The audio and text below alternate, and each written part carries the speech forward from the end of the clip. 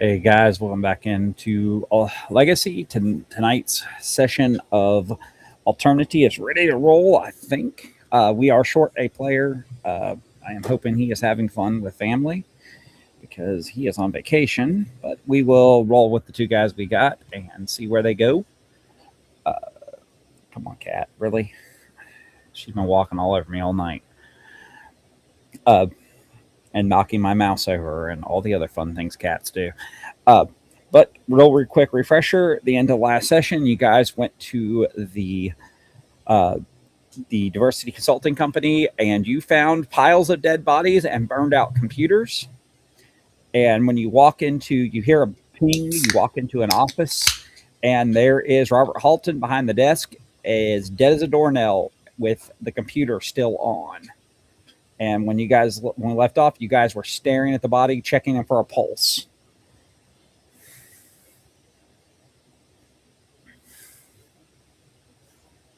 So I will let you guys run with it.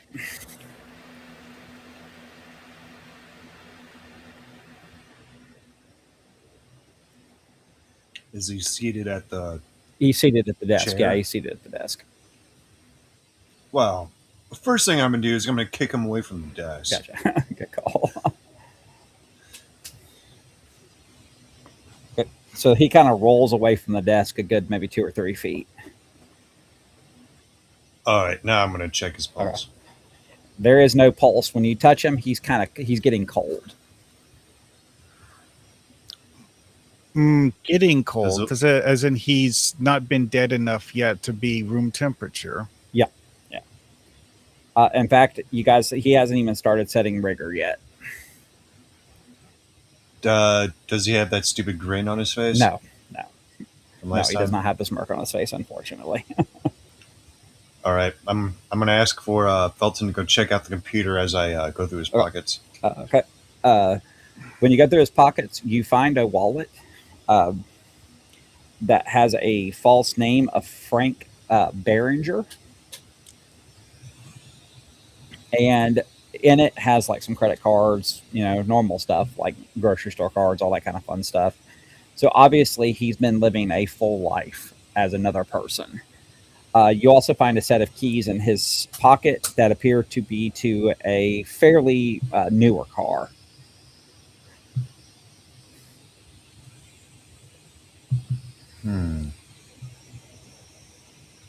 Did I happen to see that car out in the parking lot?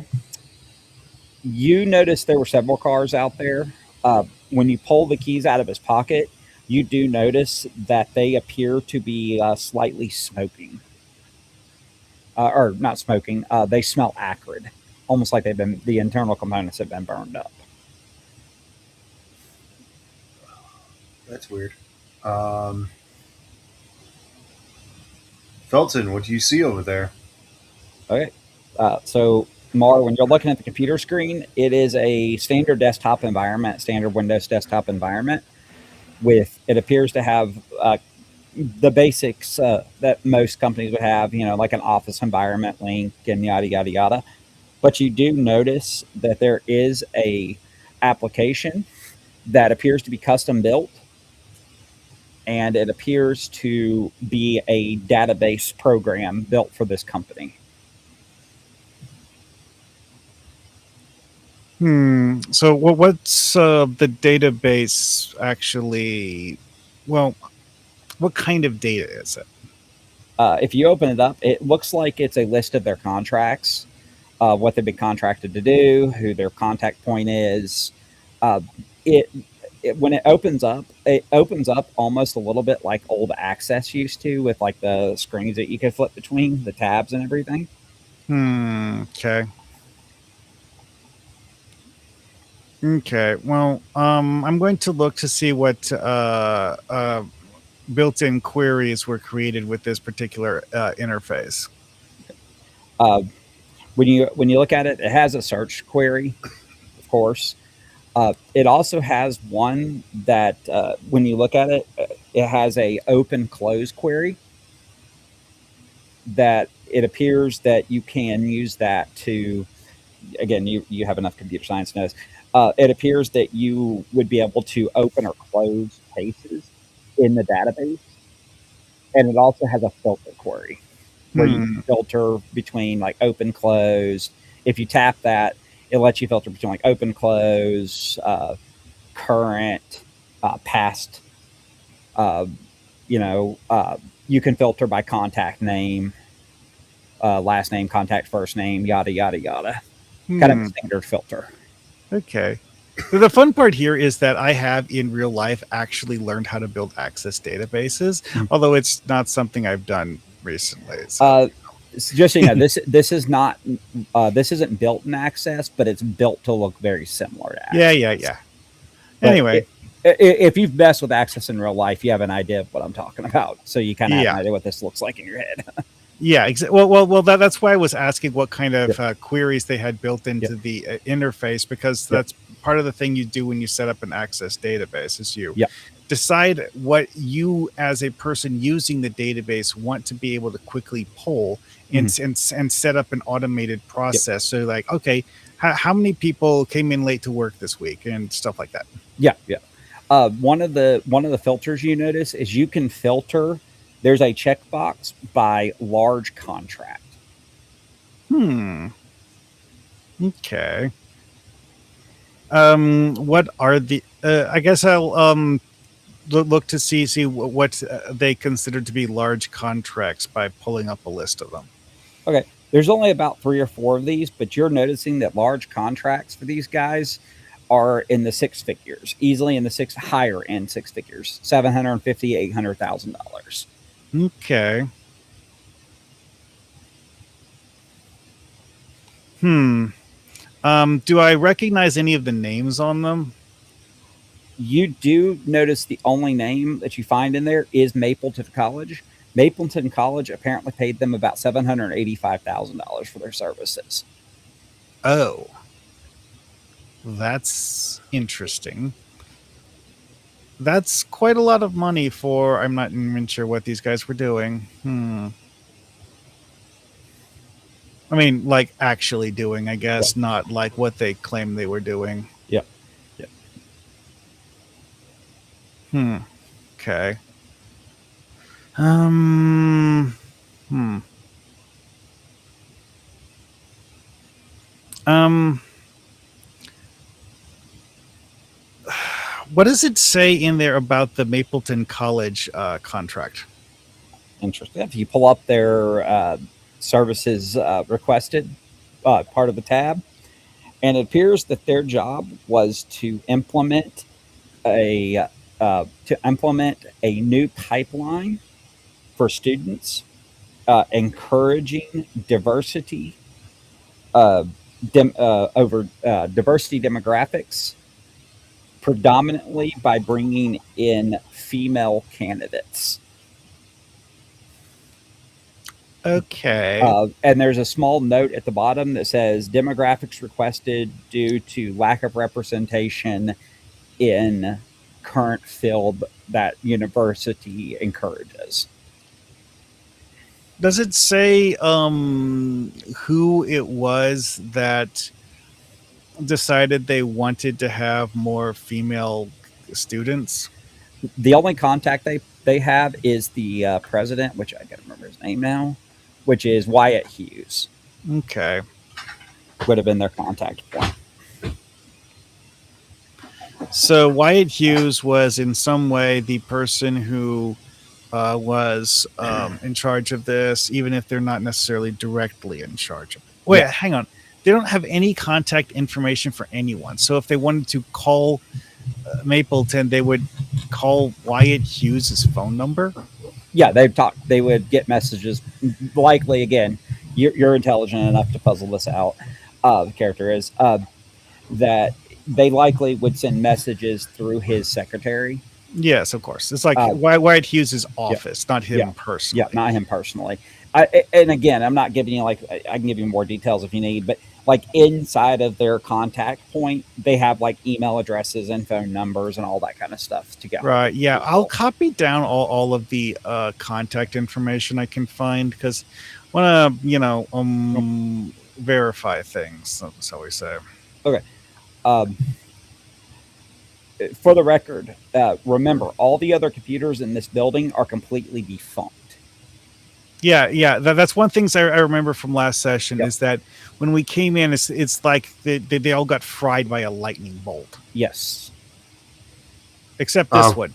Yes. And in this case, the guy sitting at it looks like he got fried by a lightning bolt. Yes. But the computer wasn't. Also, with Wyatt Hughes, I cleared him after an interview I held with him. So, where did the money originate? You can see that. They don't have an origination. What's your intelligence score for your character, Emist? My intelligence score? Probably not that high, but I'll give it to you. All right. Let me open up my ocular. And my intelligence is 10. That's high enough to know. Your guess is this is an appropriation from the board of directors, board of trustees.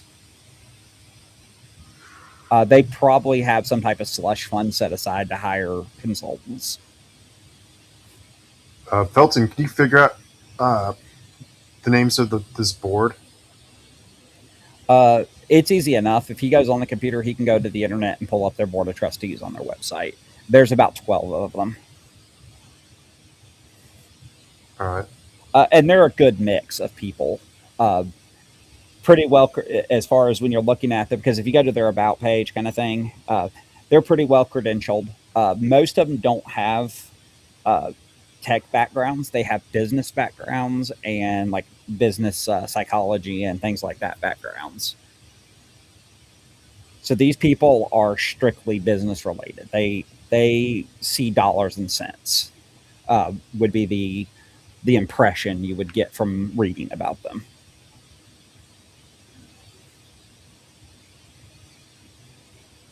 Okay, so, are these? I'm going to like look at the names and try to cross-reference them with people who are currently in the administration of the hospital or college. Yeah. You see a couple names that kind of you recognize from business, like business insiders and things like that. A couple of these guys come from bigger businesses. And again, if you're reading the about page, they tell you a little bit where they came from. They come from bigger businesses. But none of them really scream at you dark evil. As far as who they are, none of the names directly ring a bell, but their accomplishments do. Like they worked in C-suites at big businesses, like hospitals, big hospitals like Cleveland Clinic and places like that. People where the sheer prestigiousness of where they've worked is what draws your attention, not anything about what they actually did, I guess. Yeah. Yes. Like I said, these guys would be the kind of people that they probably, your guess would be they probably hit a wall where they were at because they couldn't advance because they didn't have the specialized knowledge that they needed to advance further into where they were at. Like if you're working at Cleveland Clinic, you're only going to get so far if you don't have medical experience. So they were trying to trade up by changing jobs. Yes. Yes. Okay. And you also notice that most of the people on the board, almost none of them hail from Oklahoma. Almost all of them are non-native. There's a couple that are native to like Oklahoma City, but for the most part, their board of trustees is made up of people who are not native to the city or the state. Definitely something worth noticing. Does kind of bring up the question of, it's like what their goal for being here is. Yep. But it doesn't really give you information about what the answer to that question is. So, yeah, we'll have to answer that later, I guess. Like I said, from the impression you're getting from reading the about page, you're guessing these people are really just dollars and cents people. It seems like this board of trustees was not put together for an academic framework. They were put together more for a financial framework. Okay, so this is the what is this board of trustees for? It's like this is the college or this consulting company? No, this is the college. This is the Okay. university. So this unit, it is a little odd that they're not as academically focused, whereas a lot of board of trustees in colleges also focus on academics. Yeah, that is so something that I was kind of having pop up as kind of like a question mark. It's like, wait a second. Like generic corpos as the board of trustees at a college. Yeah. The more you look at this university, the more this university structure just is very odd. Because like I know that corpos will often be part of colleges because like let's face it, it's like someplace like DeVry, for example, technical college gives a lot of people degrees in how to do computer science applications. Sure, cool, whatever. And so, you know, companies that hire the computer science personnel, you know, they would have reason to be interested in something like that. Anyway, though, as for this one, yeah, I'm gonna have to like puzzle over those at some point, I suppose. Again, as you're kind of scrolling down, you get to the end of the names, and at the very end of it, there is an academic liaison for the board of trustees by the name of Jennifer Myers. Okay. And she appears to be from her credentials, she is a lifelong academic. She has her Ed.D. She's not an active professor at the university. It appears that her whole job is to help the board of trustees deal with academic issues. Right. The traditional liaison thing where you have people with differing, you know, life experiences and goals trying to have an intermediary make communication easier. Yes. And it says in her little description, it's only like a paragraph and a half or so, or two maybe. And it does say that she works directly with Dr. Hughes' office to implement academic changes at the school. Which means that the board of trustees, again, I'm not going to make you roll on this because you got enough intelligence to know this kind of stuff. Your character would know pretty well. It feels like this board of trustees is very hands off when it comes to the academics at the school. That as long as they're not going to hurt the bottom line, they'll pretty much rubber stamp things. Right. But also at the same time, whatever the specifics are, they don't care as long as the number go up. Yes. As long as they're making money, they don't care. Okay, then. Well, I guess I will make copies of all of the relevant information for later use. Oh, wait. Does this computer have a removable media port that I could copy the database into? Yeah, I mean, there's USB ports as normal, so I figure you probably have at least a couple of USB drives. Well, that's exactly what I was asking. Because, like, I just suddenly remember, it's like, hey, wait a second. This is a game where my character actually has a portable computer. Yes. So, yes, you can copy the database. But when I'm checking the body, is there entry in or exit points? There are no entry or exit wounds on him, but you notice something weird as you're kind of examining the body. His fingernails are black, are literally blackened. And the rubber on the sole, like the rubber on the sole of his shoes has almost been, I mean, no other way of putting it, it's been pretty much melted. Almost like the rubber drew the electricity down and grounded it.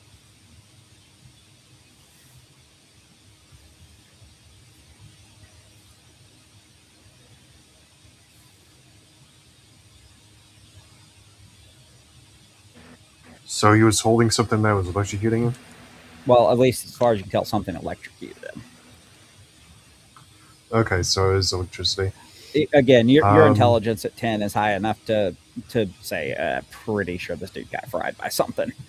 if it was fried by something, is anything at the workstation that Felton's at? Is there any burn marks? There are not. However, Felton, when you go to plug in the USB drive, you do get a slight shock, Okay, just almost a like a static electricity remnant. just a little bit. Yep. Not nothing that's Yep. scary. Just Mm-hmm.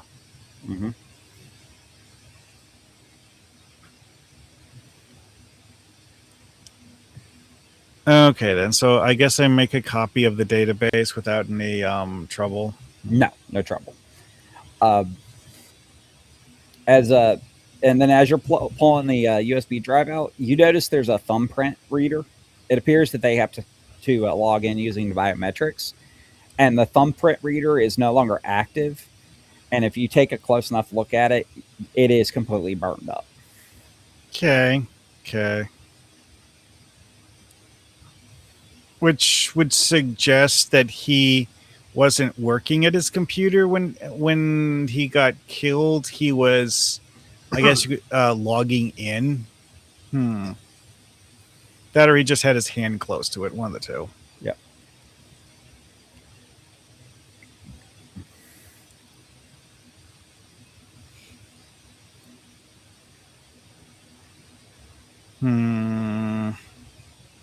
Okay, so is there anything else in his computer that's worth paying any attention to at all?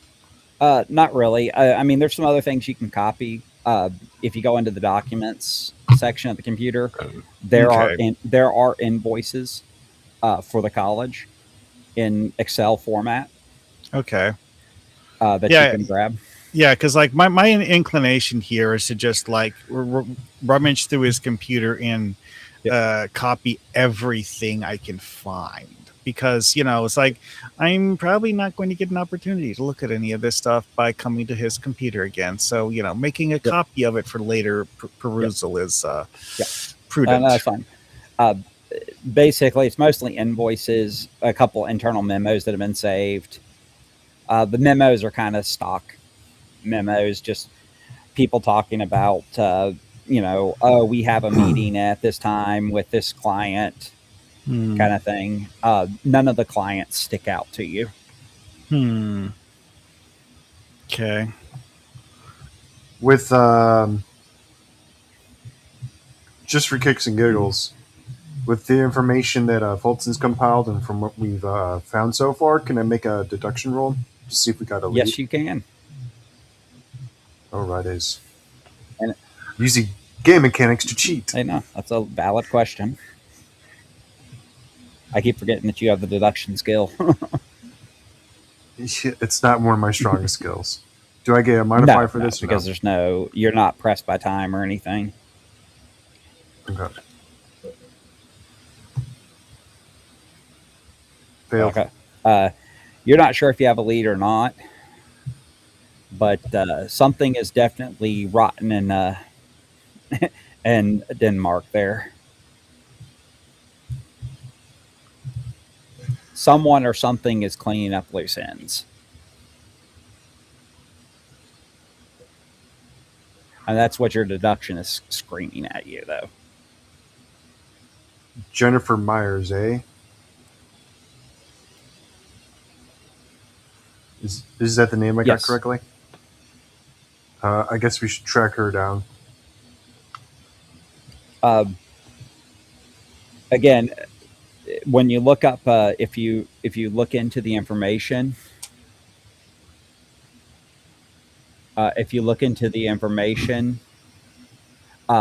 it appears the board of trustees, including Jennifer, only meets quarterly, and they are not due to meet for a couple of months.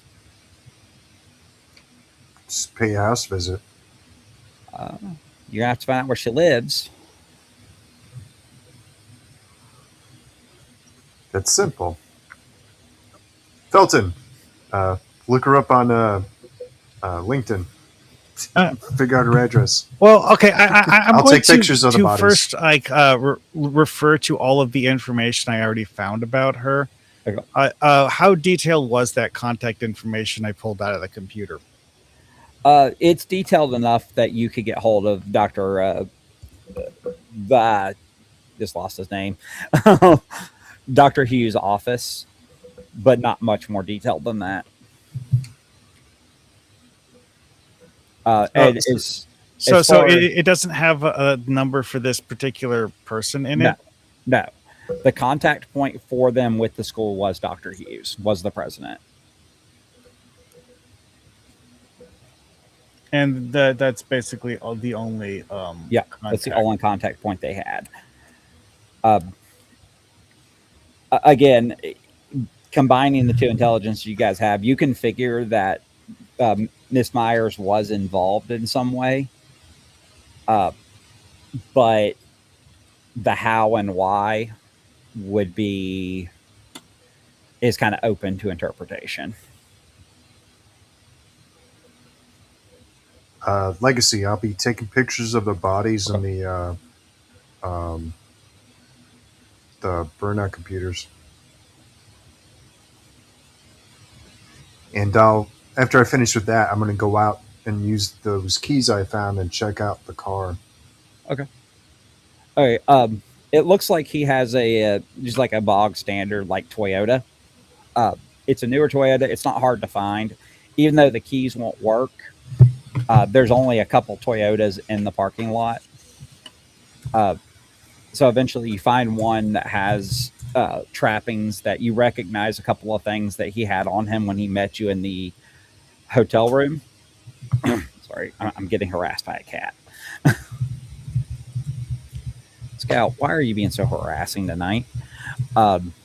She never does this. Like the last 4 nights, she's left me alone. And now all of a sudden... and when you get into his car is fairly clean. It looks like it's probably been detailed. I'll say recently, but when I say that, within the last like 2 to 3 weeks, it's been detailed. But you do find his briefcase in the back seat. Ooh. Is it locked? It is not locked. It is it's more like a satchel. So than a briefcase would be a better way to describe it. Alrighties. I'm going to put it on the ground and open it. Inside of it, you see a laptop in there, but inside of there, you find a letter that it seems kind of bog standard, but it's addressed to his fake name, and it is signed Professor F. It appears that it's a letter discussing the initiative to bring more women to this college.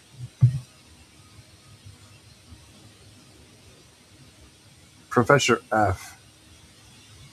Mm-hmm. So that doesn't correlate with the Myers. Nope. Who do we know it from the college who actually has a name that starts with F? Foster. Yeah, okay. Which one's Foster? She's the lead professor for the computer sciences department.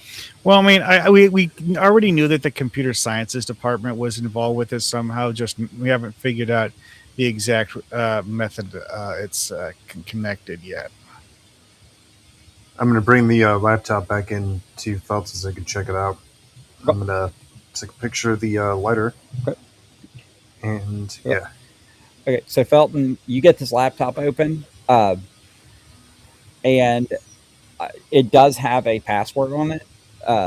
But again, you have enough computer science knowledge that you know that if you boot into safe mode without networking, you can probably bypass it. Or without networking, you can probably bypass it. Sure. Because Windows is fucking stupid that way. So you're able to get into it and browse the file system. It is suspiciously clean. except for a file. It looks like a bin file, like an auto executing bin file, called titled Fastidelius. Okay, interesting. Is this model of laptop something that is efficient at cloud computing? It's like a newer IBM Think machine. Okay. So it's something where if you want to check your email, it'll literally just download your email from a remote server so that you can read the email. Yes. And if you and my documents and what have you like that, it's just storing them in the cloud. It's not storing them locally. Yes, very likely. Or alternatively, he's using something like OneDrive or something to store most of his information. Sure. Yeah. But the important part is that the computer itself is a method of accessing information stored remotely and not something that he was actually storing information on. Yes, that would be your guess. Again, based on your computer science background, yes. Okay. So, like looking at it, it's like there's just not much information that I can find on it.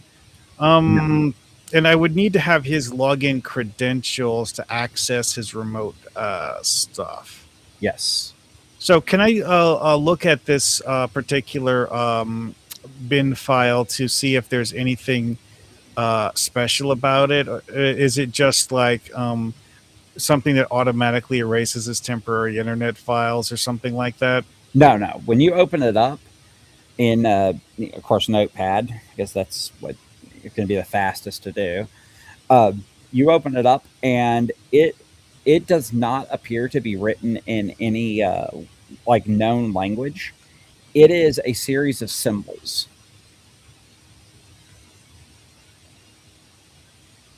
Oh, It looks almost like a one of the symbol fonts, but you've never seen symbols like this.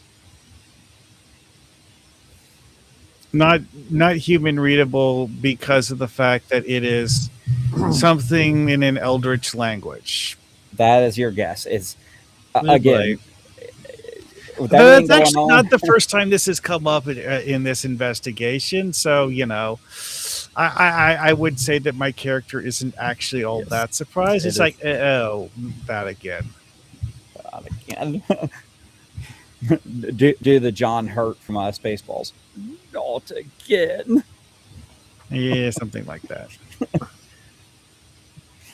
All right. Well, I guess we don't really have much we can do with this thing then. Oh, we can. I'm gonna. Do you think you could transmit the information to our buddy? Well, I mean, like the laptop doesn't really have any information that's usable to us stored on it. All it has is a special program that we might want to have a copy of for research purposes, but it's not really data we can use. Yep. Because it appears he's been backing it up to the cloud in some format. So we don't have Arthur with us, but we do have a contact that, as long as he has like a standalone system where he's at with the... True. Remember, we're part of the Hoffman Institute. You could transmit the information, and we can make up the difference of us not knowing anything about the occult. You could call Jonas and send him the file and see if they can translate it. Okay, sure. I mean, that's a viable option. I mean, it sounds mildly dangerous, but whatever. Well, you could.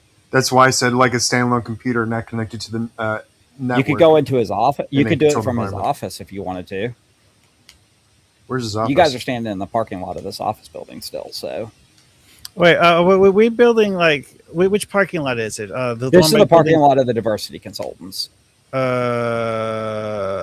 Oh wait, this isn't at the main college? No. You guys haven't left the Diversity Consultants completely yet because he wanted to check out his car.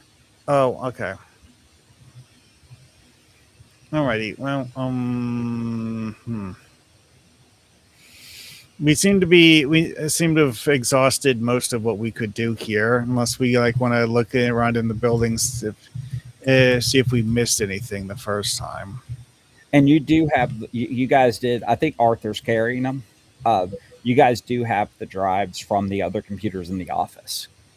Oh yeah, that's right. It's like when we first came in, we looked at the computers that were fried and destroyed, and decided to remove their hard drives, Mhm. just in case the hard drives weren't trashed like the motherboards. Yes. Because like the computers are unusable. Maybe the hard drive is readable. Yeah. Maybe. But you guys are going to need to get somewhere with a portable hard drive plug-in to look at them. To be honest, that is possibly something we could use this a laptop we just stole for, because with some laptop models, yank out the hard drive and then I'll put in a different hard drive and whatever. Sure enough. But remember, you do have evidence that you need a biometric to log into these hard drives, into the operating systems. So True. But oh, that is another thing that's a possibility, because like some of the super paranoid types will have encrypted hard drives, and the encryption on the hard drive is something that's linked to the motherboard in the computer that it was in. So if you pull the hard drive, it just won't work in another computer. yeah, but you're using the logic you possess. You're guessing these guys are not like weirdo conspiracy theorists. Or, the government.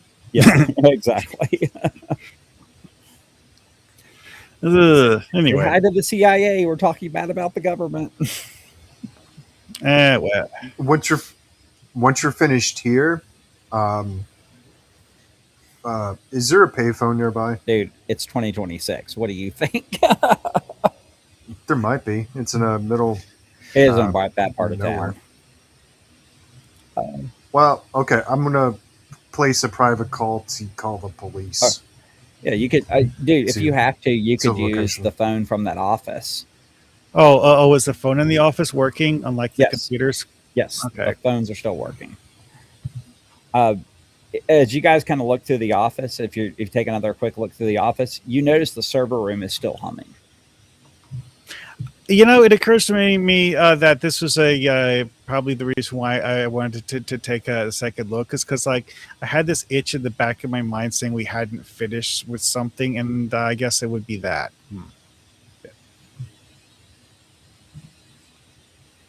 Okay, so I guess let's try to see what we can find in the server room. Yeah. Okay. Server room is actually not locked. These guys are not, again, they're not paranoid enough to lock their server room. And the server room is kind of small because they don't have a lot of server needs. A lot of their stuff is held off site. But you notice that their server rack is running perfectly fine. And on the terminal, you see similar symbols to what you found in that file. Well,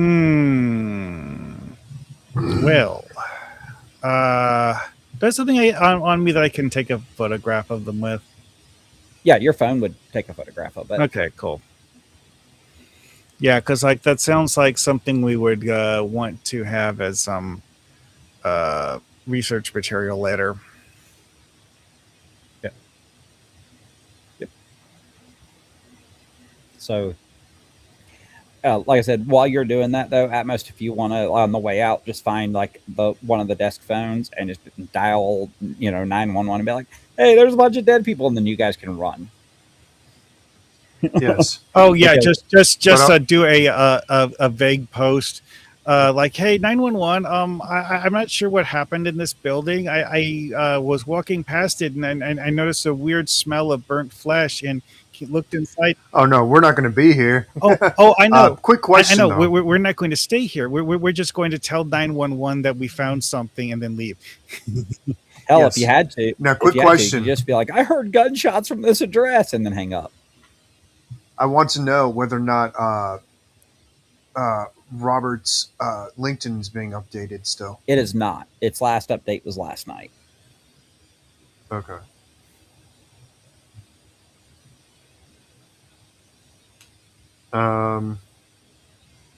Alrighties, yes, let's do that and run. Okay.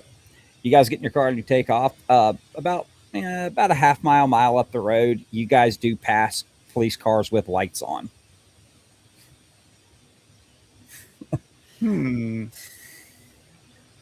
Heading towards the building. So it does work. You do get the cops there, so they're going to find the bodies. Yep. Do you have anything else you guys want to do in OKC while you're here? I want to. Kind of blanking on what we have a reason to do here. How much are just like a cheap shotgun? A cheap what? Shotgun. Cheap shotgun? $500 or so. All right. Do I have to do the waiting period? With shotguns, it's interesting. I don't know Oklahoma law well enough. For funsies, I'll say no. Although I think in most states you still are required to go through all the background checks and stuff, but at a minimum, I'm gonna purchase a shotgun, and I'm gonna buy some assortment of like slugs and buckshot. Okay. That sounds good to me. All right, so you guys are able to head back to where Mapleton is. You're able to head back to the town, to your hotel room. And once you're there, Felton can send over that file over to Jonas. I would heavily encourage you encrypting the piss out of it so it doesn't get loose. Yeah, sure. Okay. But you're able to do that. You're able to get it to Jonas, and you get an email back about 20 minutes later telling you that he has some guys looking at it, but it may take them a day or two. Yeah, I mean, like, as someone with, normal person kind of computer experience, I look at this and I'm like, I don't understand how a computer can process code written in that language. It confuses me. Yeah. This whole thing has just been like, what is going on? But now that you're back around the college, you also will have access to, I'm figuring at least you or Arthur, one of the two of you guys would have a portable drive container that you can plug those drives into as well if you wanted to do that. Well, I mean, I figure with my computer, it would probably have a attachment for like hooking up external drives to it. Because that's what I mean. Yeah, having the case. Yeah, because that's just helpful when you're doing diagnostic work with computers. Yep, and that's what I'm saying. Data from other people. Yeah, that's what I was saying. You would, one of the two of you, a minimum, would have. Because like one of the oldest tricks with computers is like to yank the hard drive out of someone else's computer, add it as a secondary drive in your computer so that you can log in to your computer using your credentials and then just steal the data out of the other one. Yep. You're able to get you go through a couple of drives. A couple of them are burned, but you finally get one, and it appears to be the secretary's computer, the front desk computer, and it has some. It's, has kind of the bog standard files on it. It has some save files on there, like contract agreements and things like that that are easily fillable. You also find an address book in there. That the address it's a digitized address book that you're able to open up. You have to dig around for something to do it online, but you're able to find one, and it opens up, and it appears that it's a lot of their business contacts, including their lawyers. That sounds useful. Yes. And one of the biggest pieces of information you find on there is you find a PNG file, and it seems completely out of place.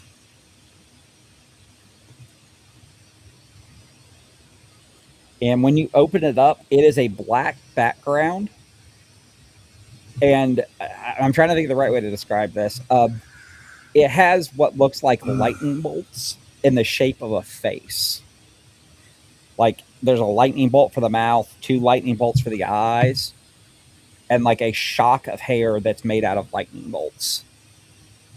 So edgy, early 2000s corporate logo. Kind of.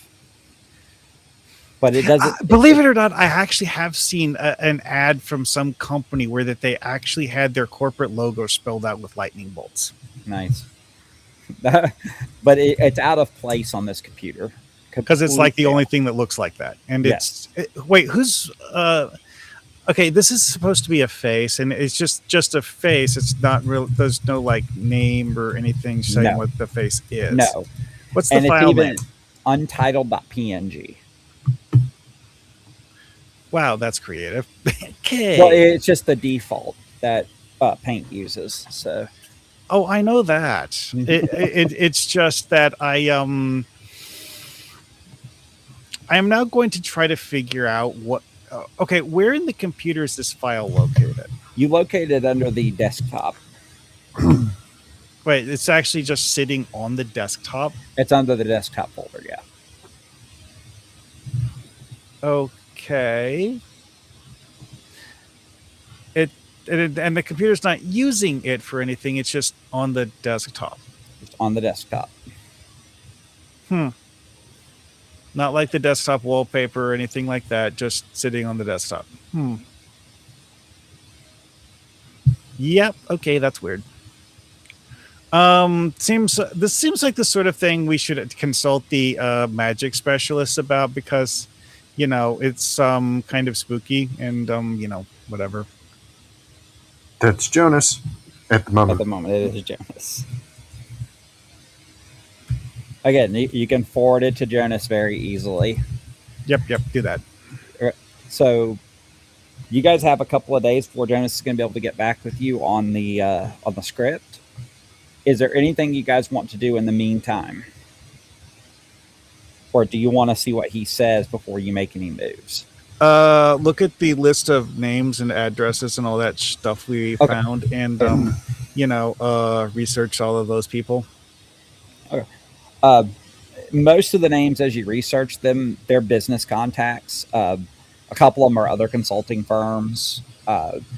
There's a few guys that do. There's an external IT consulting company that would probably be who maintains their servers for them and does their repair on machines. And then you have a small log firm that appears to be a corporate law firm. They handle corporate matters, particularly employment and employment discrimination, that kind of fun stuff. And one of the bigger ones you find is an accounting firm in Oklahoma City. It's a fairly large size accounting firm. So it appears that they don't do, again, being intelligent as you guys are, it appears these guys don't do a lot of their own in-house management. Somebody helps manage a lot of their business end.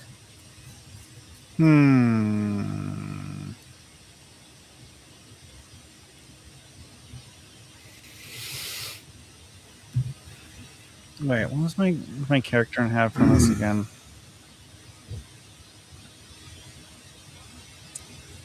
Let's see here. What is my level of business skill? Oh, right. I have like really, really, really basic business, and nothing beyond just like the bare bones basic business skill. So like it at least wouldn't be an untrained role, but it's not much. I mean, if you want to roll business, you can roll business to see if you can kind of puzzle out anything deeper about it. But the surface level that you're gathering is that they're not doing a lot of their business stuff in-house. Sure. What would I roll for that? Go ahead and give me business. And because you have access to some of their information, I'll say go ahead and do it at a minus D4. So D20 minus D4. Okay. Really? I got 8 minus 3. So you got a total of 5. What's your score? My int is 14. How many ranks do you have in business? It's one of the core skills, and That's right. Okay, so 14. Okay, so you got a good success. So, so you're actually able to put this together pretty well. Not only are they probably not taking care of their business in house, your guess is that these people are probably either one of two things. They're either complete neophytes at business, or they're completely incompetent at running a business. How they're making money is beyond you, because they legitimately, from the connections you're seeing, they don't know how to do anything that keeps a business running. Well, one of the things you brought up earlier is something to the effect of like, this is kind of sort of feels like a shell company, just a well-connected shell company or something like that. Yes, so we talked about that a little bit. So it would, that actually makes sense, because as a shell company, it's just like the people who are doing something specific, and they don't really have like a business administration anything. They're just kind of there. Okay. As you're as you're closing out everything, right as you're getting ready to close out the drive, you notice a form, and the form says source_contract.rtf. So first off, it's a weird little file, but two, who the hell uses RTF anymore? Oh, well, you see, it's actually a file format that gets someplace simply because of the fact that you can pass it between different operating systems with relatively little issue. Yeah, this is true, but most people in business use .doc or .docx now. Right. But like DocX is an example of what you would have as something that isn't necessarily going to be openable on all systems. Yes. Granted, .doc is pretty much universally acceptable, but like RTF, due to being an older file format, is even more easily. And it's openable without an installed word processor on most systems that use Windows. So, and I think it actually opens up on Mac too. Mac reads RTFs as well without an install. Well, that's what I was getting at. I said RTF is a file format where you go to a Linux system, and whatever word processing application you have in Linux will be able to read it. Yep, I think so. So yeah, I mean, I'm kind of half joking. I feel like I know very few business people that use RTF anymore. There are some people who just like doing it the old way. Well, the reason the business guys I know don't use it anymore is because DocX has better formatting and easier to format and stuff. So, but that's a whole separate discussion. Yeah. But anyway, like with this one, trying to guess why someone's using RTF instead. Yeah, sounds like something we'll have to ponder later. But it, like I said, it's named source_contract. So what's in the file anyway? It appears to be a contract. And if you don't, nobody here has legal skills, I believe. So eyeballs will bleed reading this, because it is written legalese. But at the bottom, it has a signature line. And then it has a big open space where you would normally have a notary, like a box. But it says press thumbprint here in kind of smaller text next to it. Okay. Interesting. That's not something you can digitally sign properly, but whatever. So what, like,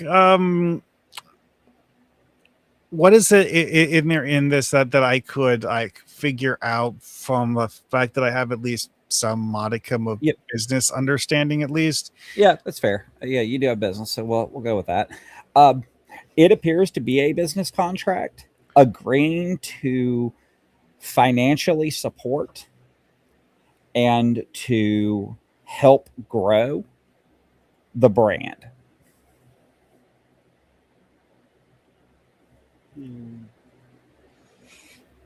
What's the brand that's specified in the contract? It lists the diversity consultant group name, which I have forgotten because my brain is like not working tonight. Okay, but it's the consultancy group whose office we just left, and they're dead. Although this is one of the hard drives out of their office, so that kind of makes sense. Anyway, though, but like it's the contract between them and who exactly? The group that's listed as the benefactor is called the Source LLC. Yeah, that's descriptive. Although realistically, that's true of a lot of LLCs in real life. So I guess my character won't be surprised, just mildly annoyed that the contract doesn't actually say anything about who this is. Like, seriously, is there any information, like contact information for the source? The only information appears to be a phone number that seems to be, it appears to be local to Oklahoma when you look up the area code. And you can do an area code search to find out where they're coming from. And it also appears that they have only a P.O. box listed. And okay, in the contract, it says that once you put the thumbprint on it, you need to mail it back to that P.O. box. Sure. Okay. So I will jot down that information, and I'm going to attempt to look them up online. Okay. So being kind of generic, you get a lot of information on the source. Well, no. Like I mean by like I'm going to use their PO box and their phone. I was going to say, yeah, you're still going to get a lot of information because that's so generic. But you do find a very generic late '90s website, like think GeoCities website. I mean, I remember what those look like. Yeah. Yes. Yeah, like with the spinning word art and everything. Oh, I mean, if they even have spinning word art. Yeah, exactly. And it appears that there's not a lot of information on the website, but it does say something funny at the bottom. Helping businesses thrive since 1725. Interesting. Very interesting indeed. But it's just, everything other than that is just fluff. And yeah, just fluff. Just it's very generic jargon. Almost like the website itself is a placeholder. Almost. Or a front where if you happen to know the right method of accessing the website, it'll give you a different web page entirely. Yeah. But the weird thing is there's no like portal login. There's no, I know, nothing like that. Well, one thing I know from real life with websites is that you can actually set up a website where that if you go to like say my homepage.com and just go to that, it'll give you this, blank welcome page that doesn't go anywhere. But if you go to myhomepage.com/1, it'll give you a completely different page just because that's what you chose to do. Again, and on this side, I don't know any what you would have to like do to it to get it to actually do something like that. So I'm gonna have to think about that, I guess.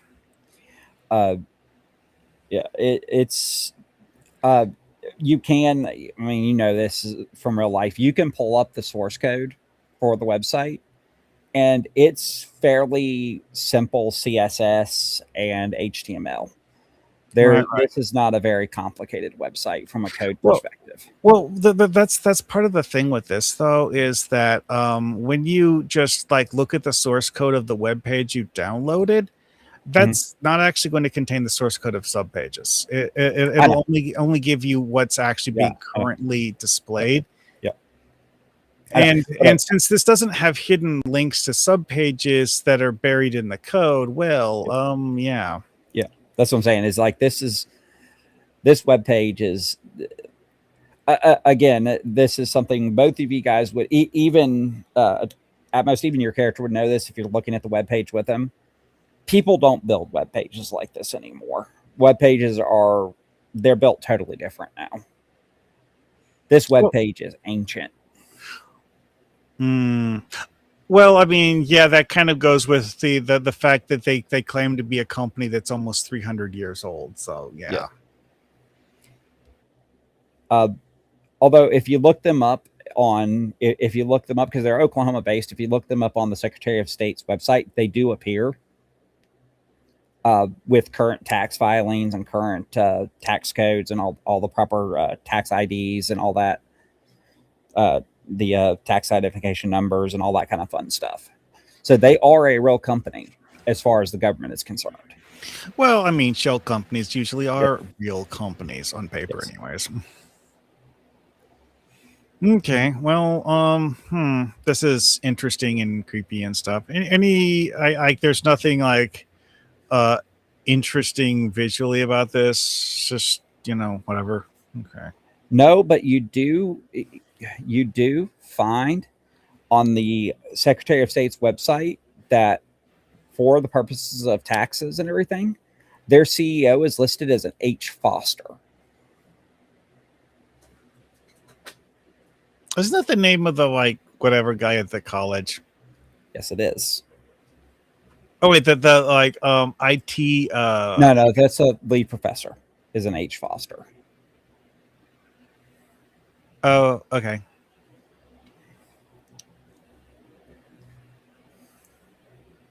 Yeah, because I'm trying to remember that list of names that you showed us earlier. I can bring it up if you need it. There you go. Yeah, sure. There you go. So you have a list of names. Oh, Hughes was the president, right? Yeah. Hillary Foster is the lead of the computer sciences thing. Yeah. Got it. Okay.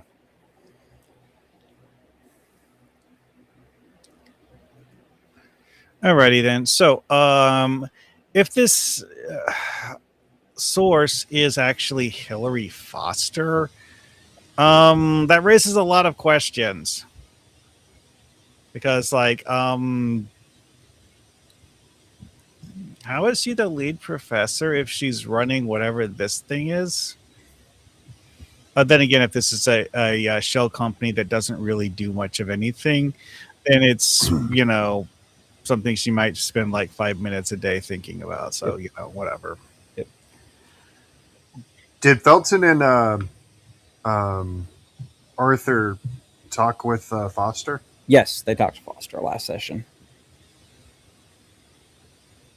How did that go? She was perfectly amicable. I mean, she came across as very honest and decent.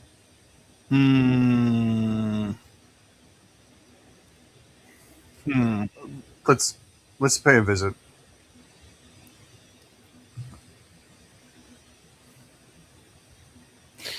Do we have any sort of a way to a phone number for her or something?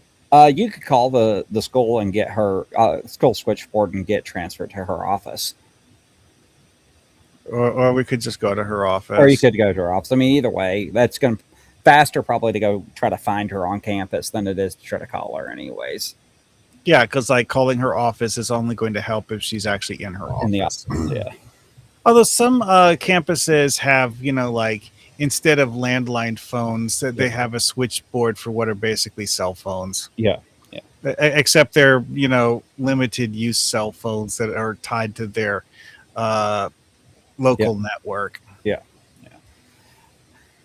But you guys aren't sure if that's what they're doing or not. You never checked into that, so.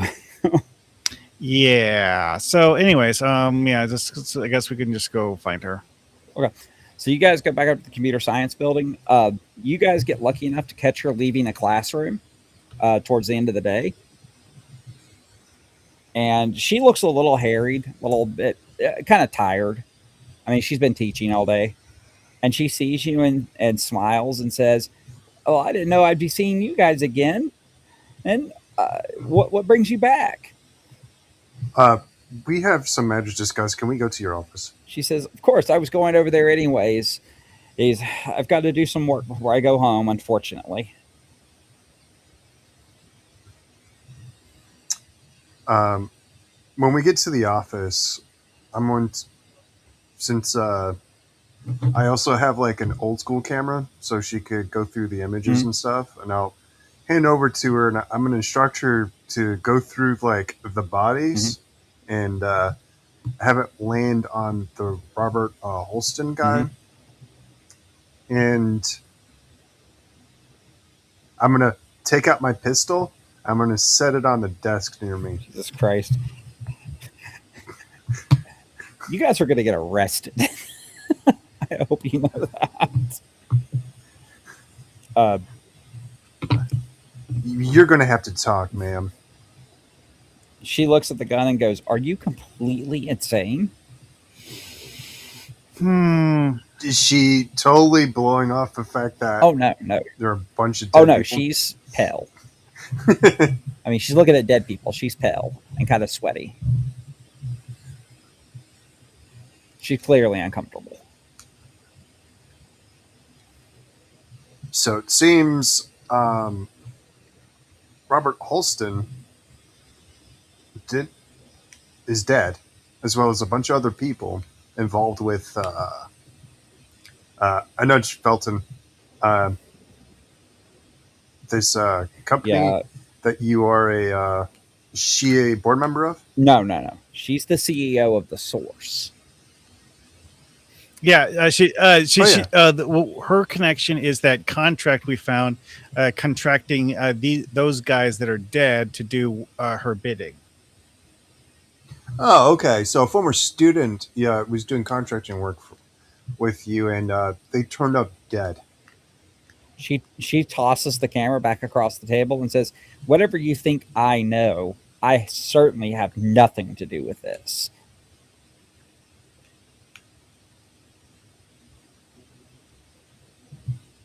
We're going to have to peruse your computer. She looks at you and she says, under what authority?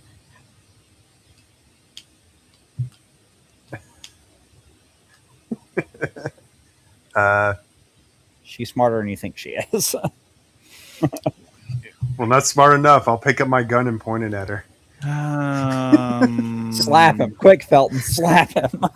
Yeah, I'm just going to point out is that if we don't have the access code to get into her computer, we can't just, force our way in. Well, you sign in. You can, but you're kind of committing kidnapping right now. Not trying to kidnap her. I can't disclose who we work for, but assume it's the feds. Okay, so I'm going to explain kidnapping law to you. The moment that they're not free to leave, you kidnap them.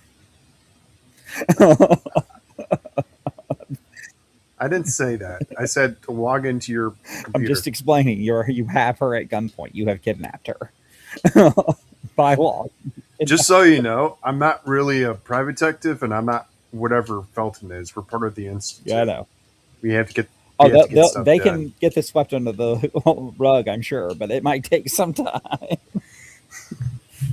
She shakily logs into her computer and turns it around, and you can see there's really nothing on her computer that doesn't appear to belong. I facepalm. This is the part where Felton's going like, yeah.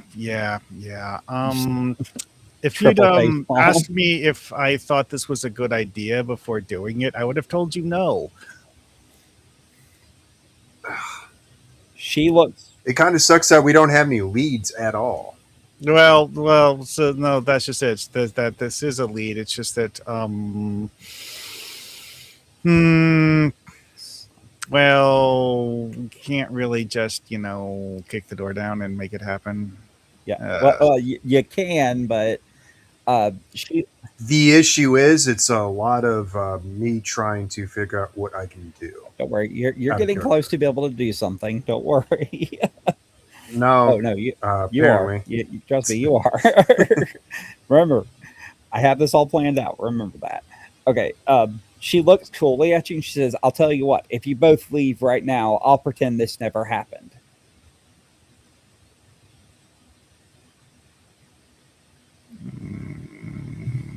Sigh. I'll be back. I'll leave. Okay. When looking at our computer, is there anything at all that even looks remotely interesting on it? No, like I said, it No. looks like the standard computer for the school should. It has the portal page on the desktop, so she can quickly access the portal to put grades in, an email client, all that kind of fun stuff. Is it set up like a dumb terminal where the computer itself is just a method of accessing the server? Pretty much. That's a good way of putting it. Yeah, great. Okay. Something to keep in mind for later, so that if anything she had on her computer was incriminating, it's not actually stored locally. Yep. Good to know.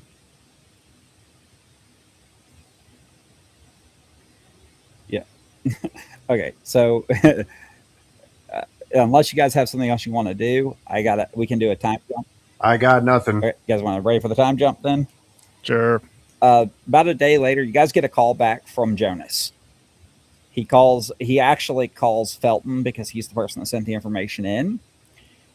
And he tells you, Felton, that the script that you're looking at appears to be Babylonian. Interesting. Some type of Babylonian. And the way he describes it to you is it's almost like a Babylonian pigeon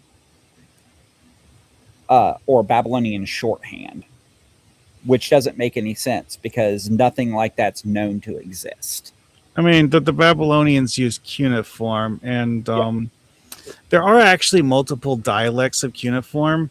But if this stuff isn't like proper cuneiform, well, who knows? Well, he tells you that when they break down the symbols, you can see the cuneiform in the symbols, but it took them a while to process it properly to get it to show up the way that it was supposed to. Okay, so like it's the symbols are all like have the shapes modified to. Cuneiform is defined by the fact that the people who were writing with it were using a stylus made out of a piece of a reed. Yes. From a plant and river. Yes. Similar to Hebrew. Ancient Hebrew. In this particular case, the way the symbols have been transformed, what writing utensil are they being written with? He tells you that they can't be sure, but their guess is that these were probably hand drawn. He's guessing with a quill of some kind. What the quill would be made of, he wouldn't be sure. Interesting. Yeah, because like the thing with cuneiform is that you take a piece of wet clay and you poke it repeatedly with the stylus to make the symbols. You don't draw them.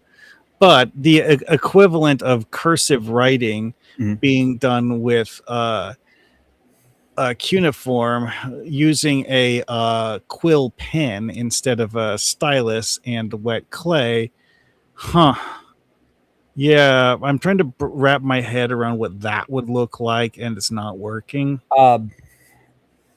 So if you're Jonas is a pretty sharp guy. He tells you that what he would guess is you would use something like closer to a papyrus that would absorb better, and you wouldn't write on the paper. You would simply let the ink drop.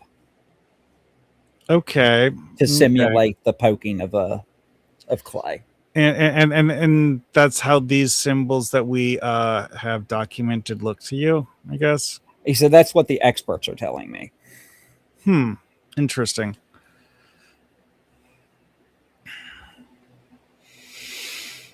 Well, that does seem like, the sort of writing utensils people would use in the 1700s in North America or Europe for writing a derivative of cuneiform. And he reiterates, it's not even really truly Babylonian. It's almost like a shorthand that we've never seen before. Yeah, like 2,000 years of linguistic evolution or something or other. Yeah, Yes. great.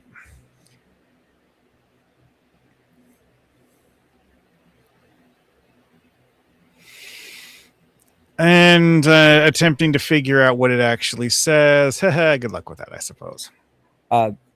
He does tell you that two words that stood out to the experts in a couple of places where the term Enochian gets used and that the term Fastendelius gets used. Neither of which makes sense because nobody inside of the occult department has ever heard those terms in the same sentence. And there's no record of any Babylonian Fastendelius. That would be later Latin. Well, I mean, we don't really know what caused it to do its linguistic drift or whatever, but like cross-contamination with Latin, yeah, sounds plausible. I just got to aim my mouse, babe. Yep. Just so you guys know, we're going to go a little shorter tonight without Atomic because I want next session should be the last session for this arc. Just so you know. And I guess we're about to get to the important part, and you want yes, you are. For that. Okay. Yes, you are. We're getting ready for it. At this time, quick question: do we have any leads right now? Because I'm honestly pretty confused. But you're about to get one. Hang on. Oh, dear God. I always forget your character's name. So, Eddie, you actually get a phone call about this time while he's on the phone with Jonas. Your phone just starts ringing really, really, really wildly.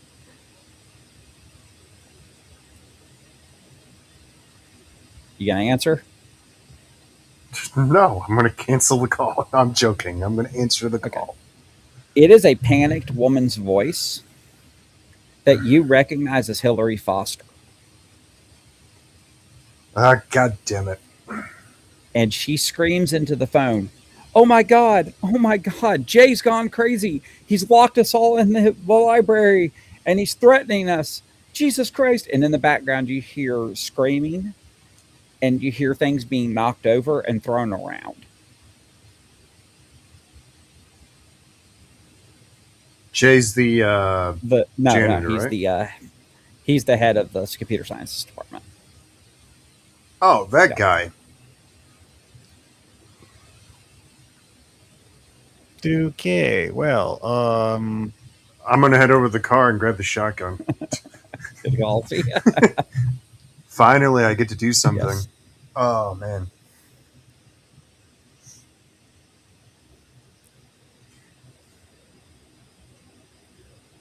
What else you want to do besides get the shotgun? I'm going to head over. You guys are in your hotel room, so you guys are going to head over to the library at the school. Yeah. What weapons do I have?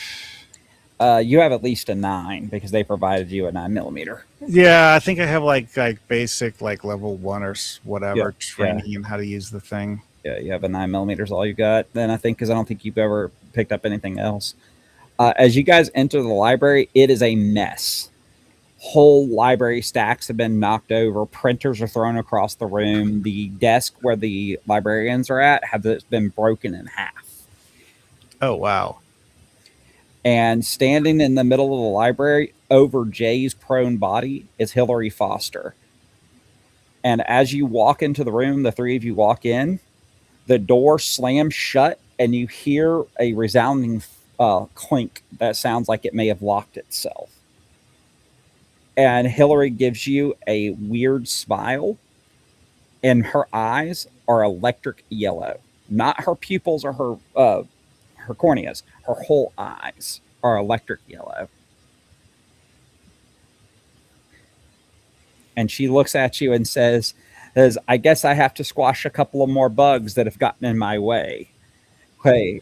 Felton, you should have let me fucking shoot her.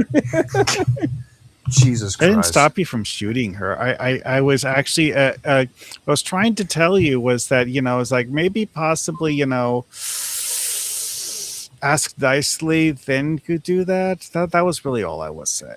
No, Anyway, then. I had an inkling suspicion. It's just, by the way, she's listening to his bigger, by the way.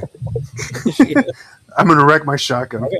And that is actually a great point to leave it off because we can get to the next session. We can get you guys through the end of the source. Yay! We get to have someone accompany us as we get electrocuted. Okay, give me a second, guys. Let me play the outro video.